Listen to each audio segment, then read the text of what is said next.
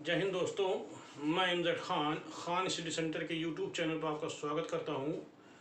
दोस्तों, आज बहुत ही इम्पोर्टेंट कलाकार को लेकर भी आया हूं। कलाकार भी हैं, एक राजनीतिक नेता भी हैं, एक पार्टी के संस्थापक भी हैं और एक लेखक भी हैं। तो उस कलाकार की बात करते हैं जिसका नाम है बाल ठाकरे। मैं समझता हूँ सभी लोग जानते हैं इनके बारे में। बाल ठाकरे, इनका जो संबंध जुड़ा है वो बम्बई से जुड़ा है, यानी मुंबई से जुड़ा हुआ है। इनका जो जन्म हुआ था वो है 23 जनवरी 1926, पूना में इनका जन्म हुआ और इनकी मृत्यु 17 नवंबर 2012 में इनकी मृत्यु मुंबई में हुई थी। बाल ठाकरे सबसे पहला, अगर हम कला के क्षेत्र से देखें तो बाल ठाकरे याद रखिएगा, बाल ठाकरे सबसे पहले ये एक कार्टूनिस्ट, याद रखिएगा, ये कार्टूनिस्ट कलाकार थे। कार्टूनिस्ट मतलब है कि ये तत्कालीन समय में, यानी उस वक्त समकालीन जीवन पर आधारित ये व्यंग चित्र बनाते थे। तो इस तरह से अगर क्वेश्चन आता है तो सबसे पहले ध्यान रखिएगा कि बाल ठाकरे कार्टूनिस्ट चित्रकार थे, अर्थात एक कार्टूनिस्ट कलाकार थे जो कार्टून बनाते थे, या कह लें कि एक व्यंग चित्रकार थे जो उस वक्त समकालीन जो जीवन था, उस वक्त की जो स्थिति थी, उस स्थितियों पर ये चित्र बनाते थे, व्यंग चित्र बनाते थे। तो आइए हम बात करते हैं, इस महान कलाकार की बात करते हैं। तो बाल ठाकरे को ध्यान रखिएगा, बाल ठाकरे को बाला साहेब ठाकरे के नाम से भी जाना जाता है। यानी इनको लोग बाला साहेब ठाकरे कहते थे, यानी बाला साहेब कहते थे। लेकिन जो इनके अनुयायी थे बाला साहब ठाकरे के, यानी बाल ठाकरे के जो अनुयायी होते थे, उन अनुयायियों ने इन्हें हृदय सम्राट, क्या नाम दिया था? इन्होंने दिया था हिंदू हृदय सम्राट। यानी इनके अनुयायियों द्वारा, जो इनके चाहने वाले, जो इनके समर्थक थे, इनके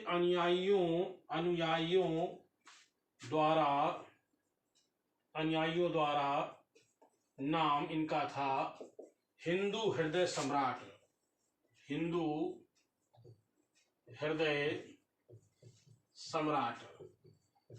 तो इस तरह से बाला साहब ठाकरे या हिंदू हृदय सम्राट एक ही व्यक्ति को जाना जाता है। हम सीधे इसको नाम लेंगे बाल ठाकरे। बाल ठाकरे का जन्म पूना में हुआ। इनकी पत्नी का नाम था मीना ठाकरे, याद रखिएगा, इनकी पत्नी का नाम था, बाल ठाकरे की पत्नी का नाम था मीना ठाकरे, याद कर लीजिएगा, मीना ठाकरे। इसी तरीके से इनके पुत्रों का नाम जयदेव ठाकरे, उद्धव ठाकरे और एक का नाम था, और उसका नाम था उद्धव ठाकरे और माधव ठाकरे। उसका नाम है माधव ठाकरे। ये इनके पुत्र थे। और ये जो बाला साहब या बाल ठाकरे की बात करते हैं, तो इनके जो पिता का नाम था सीताराम ठाकरे, इनके पिता का नाम सीताराम ठाकरे। तो बाल ठाकरे का जो प्रारंभिक जीवन है वो पूना में व्यतीत हुआ। जब युवा हुए, जवान हुए, तो ये मुंबई आ गए और मुंबई में आकर के एक समाचार पत्र में ये काम करने लगे। ठीक है, एक समाचार पत्र में ये काम करने लगे। उस समाचार पत्र का जो नाम था फ्री प्रेस जर्नल, याद कर लीजिएगा, उस समाचार पत्र का नाम था free press journal, free press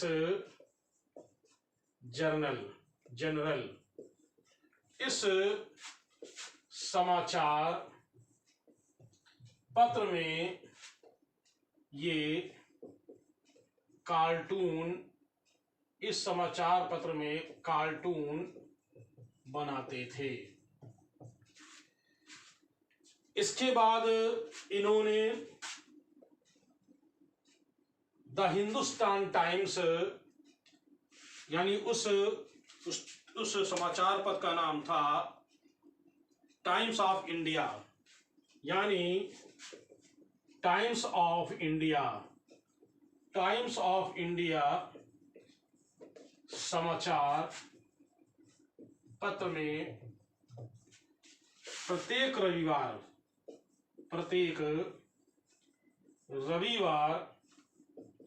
को कार्टून, याद कर लीजिएगा, कार्टून बनाते थे। पहले इन्होंने द फ्री जर्नल में कार्टून बनाना शुरू किया, फिर टाइम्स ऑफ इंडिया समाचार पत्र में इन्होंने कार्टून बनाना शुरू किया, और इस तरह से ये कार्टून कलाकार के रूप में जाने गए। फिर इन्होंने मराठी भाषा में सामना नामक एक पत्र निकाला, याद कर लीजिएगा, इन्होंने मराठी भाषा में सामना,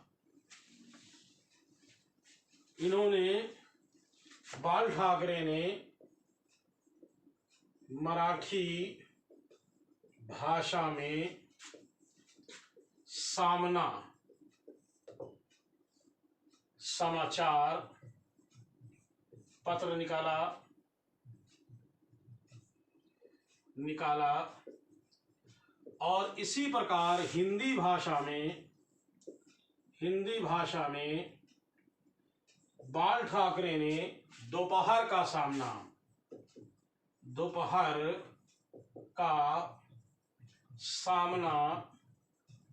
समाचार पत्र निकाला था। इस प्रकार से ये दो समाचार पत्र के ये संपादक थे, अध्यक्ष थे, और इन्होंने इन समाचार पत्रों के माध्यम से अपने कार्टून को भी चित्रित करते थे। लगातार ये व्यंग के माध्यम से ये अपने जो उस वक्त जो तत्कालीन समय था उस पर व्यंग यानी कार्टून चित्र बनाते, साथ ही साथ अखबारों के माध्यम से हमेशा सुर्खियों में बने रहते थे, विवाद में रहते थे, और इन सब को देखते हुए इन्होंने 1966 में इन्होंने एक संगठन स्थापित किया, यानी हिंदूवादी संगठन स्थापित किया, और उस संगठन का नाम था, या कह लो कि मराठी संगठन स्थापित किया, उस संगठन का नाम था शिवसेना। शिवसेना के ये संस्थापक थे, यानी बाल ठाकरे ने शिवसेना संगठन स्थापित किया था, और ये संगठन 1966 में स्थापित किया था। यानी ये संगठन 1966 में महाराष्ट्र में इसको स्थापित किया था। धीरे धीरे ये संगठन राजनीति में प्रवेश कर गया। आज वर्तमान में आज शिवसेना की सरकार मुंबई में स्थापित है। बाल ठाकरे जब तक रहे मुंबई में, इन्होंने एक छत्र राज करने का प्रयास किया, विवादास्पद के रूप में बने रहते थे। लेकिन 2012 में, यानी वो मैंने अभी बताया कि 17 नवंबर 2012 में मुंबई के लीलावती अस्पताल में इनका देहांत हो गया। बाद में इनके जीवन पर आधारित फिल्म भी बनाई गई। आइए ध्यान दें कि इनके जीवन पर आधारित मराठी भाषा में एक फिल्म बनी थी। उस फिल्म का नाम था बालकड। बाल ठाकरे के जीवन पर आधारित फिल्म बनी और ये फिल्म का नाम था बालकड। ये फिल्म थी।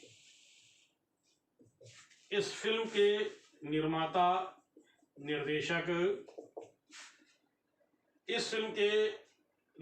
निर्देशक स्वपन, क्या नाम था उनका? नाम था स्वपन पाटेकर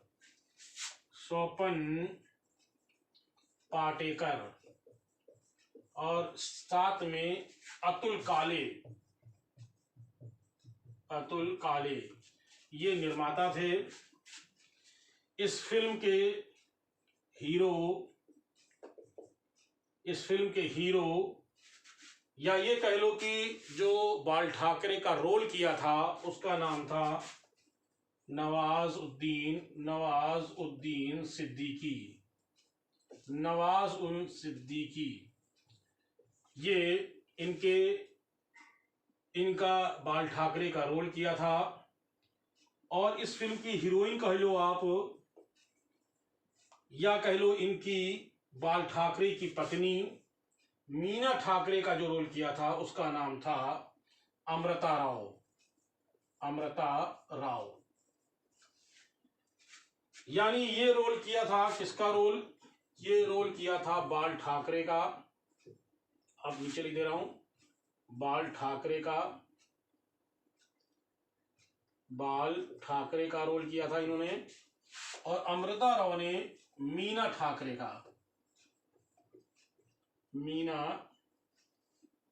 का रोल किया था।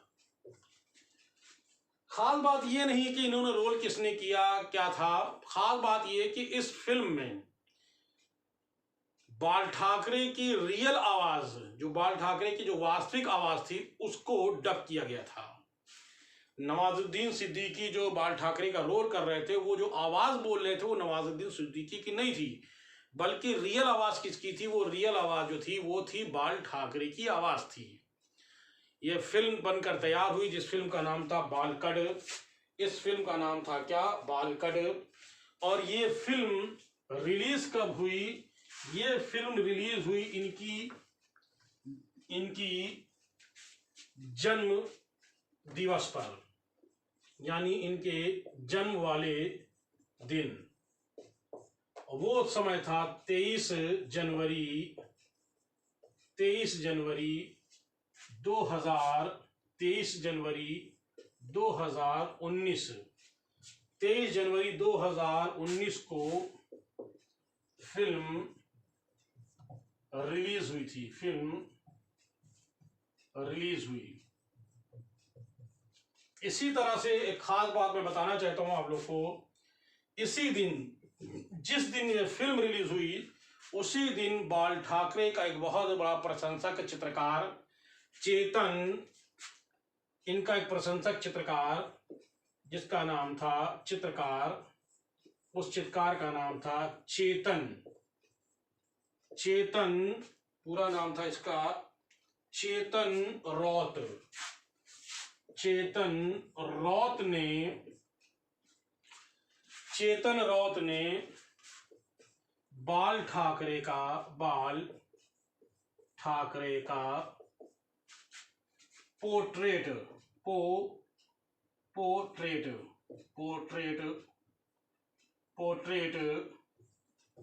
बनाया था। यानी कह लो कि मुखाकृति, आधा हिस्सा, इतना हिस्सा आधा हिस्सा कहते हैं। पोर्ट्रेट बनाया था, यानी मुखाकृति बनाई थी। सवाल ये नहीं कि उन्होंने मुखाकृति, भाई कलाकार तो मुखाकृति बनाएगा, प्रश्न इस बात का है कि इन्होंने जो मुखाकृति बनाई थी वो रुद्राक्ष से बनाई थी। ठीक है, इस चेतन कलाकार ने 33,000 रुद्राक्ष से बनाया था। यानी इसमें इन्होंने 33,000 रुद्राक्ष का प्रयोग किया था। और ये कितनी बड़ी है? 8 बाई 8 फीट। अब समझ लें आप, 8 बाई 8 सेंटीमीटर नहीं, 8 बाई 8 फीट, 8 बाई 8 फीट। यानी ये जो पोर्ट्रेट था वो 8 गुणे 8 वर्ग फीट में था। ध्यान रखिएगा, ये 8 गुणे 8 वर्ग फीट में था। और ये वर्तमान में ये जो पोर्ट्रेट है, ये पोर्ट्रेट इस समय शिव सेना भवन मुंबई में रखा गया है। यानी आज भी ये 2019 में 23 जनवरी 2019 को ये पहले से बनाया, लेकिन उस दिन उन्होंने इस चित्र को सामने रखा था। 33,000 रुद्राक्ष थे। सवाल है कि किसने बनाया था? उस कलाकार का नाम था चेतन रौत ने ये बनाया था। तो दोस्तों ध्यान रखिएगा, बड़ा इंपॉर्टेंट कलाकार है। इस कलाकार का नाम चेतन रौत। कभी आगे हम बताएंगे चेतन रौत है क्या, कौन कलाकार, कहाँ के, मुंबई, क्या खास बात है। ये समकालीन कलाकार हैं। तो इस तरह से जन्म वाले दिन इनके जन्मदिन पर यह चित्र बनाया गया था। खैर, अभी हाल ही में इस वक्त जो मुंबई में जो सरकार है वो शिवसेना की सरकार है। और शिवसेना ने 100 यानी 100 करोड़ रुपए मंजूरी दी गई है, 100 करोड़ रुपए की। ये 100 करोड़ अरब सागर पर बाल ठाकरे की एक मूर्ति स्थापित की जाएगी। समझ लें इसको अच्छी तरह से। अरब सागर में